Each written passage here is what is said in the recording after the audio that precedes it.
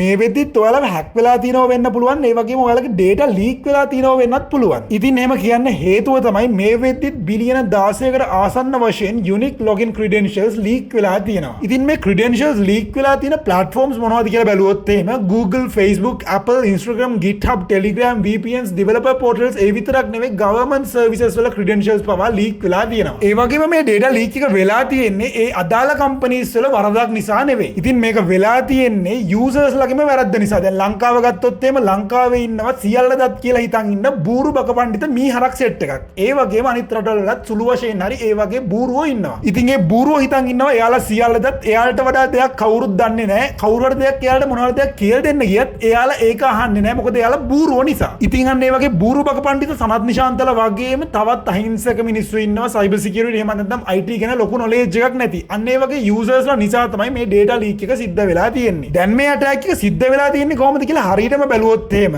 ඒ attackers ලා social engineering භාවිතා කරලා InfoStealer කියන malware එක ඔයාලගේ devices වලට install කරවලා ඒ malware එක through තමයි මේ data leak එක කරගෙන තියෙන්නේ. ඉතින් දැන් අපි බලමු මේ data leak එක නිසා ඔයාලට වෙන්න පුළුවන් හානිය අවම කරගන්න මොනවද කරන්න පුළුවන් කියලා. ඒ වගේම දැන් ඔයාලා හිතන්න එපා මගේ data leak වෙලා නැතුව ඇති මගේ data leak වෙලා ඇති ඒක ගැන අදාළත්වයක් තියාගන්න එපා. මේක data leak වුණත් එකයි නැතත් එකයි මේ දේවල් අනිවාර්යෙන් කරන්න. ඉතින් පළවෙනි දේ තමයි ඔයාලා ගිහිල්ලා ඔයාලගේ හැම account එකකම passwords වෙනස් කරගන්න. ඒ වගේම එකම password එක හැම account එකකටම දාන්නත් එපා. ඊළඟ දේ තමයි දාන password එක හරියට strong password එකක් දාන්න, unique password එකක්. ඒ වගේම ඔයාලා password manager එකක් පාවිච්චි කරනවා නම් තවත් හොඳයි. ඊළඟට ඔයාලා අනිවාර්යයෙන්ම multi factor authentication enable කරගන්න. ඒ කියන්නේ MFA enable කරගන්න. සරලවම කිව්වොත් two factor authentication enable කරගන්න. ඒත් එක්කම පුළුවන් නම් hardware key එකක් use කරන්න ඔයාලගේ accounts වලට log වෙන්න. ඒ වගේම ඔයාලට පුළුවන් Google pass key වලට switch වෙන්න එහෙම නැත්නම් enable කරගන්න. ඉතින් ඊළඟට ඔයාලට කරන්න පුළුවන් දෙයක් තමයි ඔයාලගේ accounts නිතරම වගේ monitor කරන එක. ඒ කියන්නේ ඔයාලගේ accounts වලට මොනවා හරි unauthorized logins වෙනවද, password reset request එනවද,